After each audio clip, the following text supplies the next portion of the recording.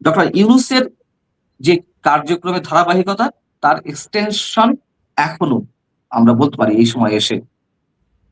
আপনি তেল, বিদ্যুৎ, জ্বালানির কথা বলছেন। দেখুন, ইরান যুদ্ধের কারণে এখন এই অবস্থা হয়েছে বা চলছে, এটা আমরা সবাই জানি। কিন্তু সরকারের মধ্যে তথ্য গোপনের একটা প্রবণতা রয়েছে। এটা কেন রয়েছে আমি জানি না। কেন এই প্রবণতা কাজ করে বা এই ধরনের আ গোপনীয়তা আশ্রয় নিতে হয় গভর্নমেন্ট গুলোকে, আমাদের মাথায় ঢোকে না। সরাসরি যদি বলতো যে হ্যাঁ, আন্তর্জাতিক বাজারে দাম বেড়েছে, আমরা এজন্য দাম বাড়াচ্ছি আ তেলের। মানুষ মেনে নিত। মানুষ তো একেবারে অবুঝ নয়।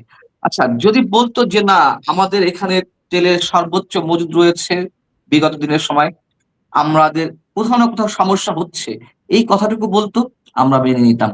কিন্তু যেখানে বলা হচ্ছে যে তেলের পর্যাপ্ত মজুত রয়েছে, আবার তেলের জন্য হাহাকার, আমরা কোনটির সঙ্গে কোনটা মিলাবো?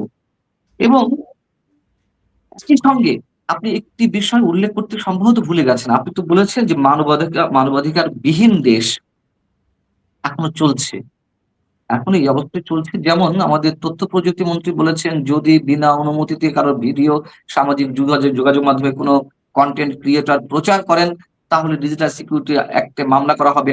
কেন? কি কারণে? কি জন্য? তাহলে আওয়ামী লীগ সময়েও যে ডিজিটাল সিকিউরিটি অ্যাক্ট বা সাইবার সিকিউরিটি অ্যাক্ট এর আপনার অপব্যবহার হয়েছে। ইউনূস সরকার তো করেছেই। এখনো তার ধারাবাহিকতা। অর্থাৎ আমরা কোন কিছু থেকেই বেরিয়ে আসিনি। বরং কোন ক্ষেত্রে আমরা দেখতে পাচ্ছি, এই যে একটি গণতান্ত্রিক সরকার গণতান্ত্রিকভাবে নির্বাচিত, সেই নির্বাচন নিয়ে অনেক ধরনের প্রশ্ন থাকতে পারে। কোন নির্বাচনী বিতর্কের ঊর্ধ্বে না। কম্পারেটিভলি অন্তত গত ২০ বছরের মধ্যে বা ১৫ বছরের মধ্যে তো একটা ভালো নির্বাচন হয়েছে কম্পারেটিভলি।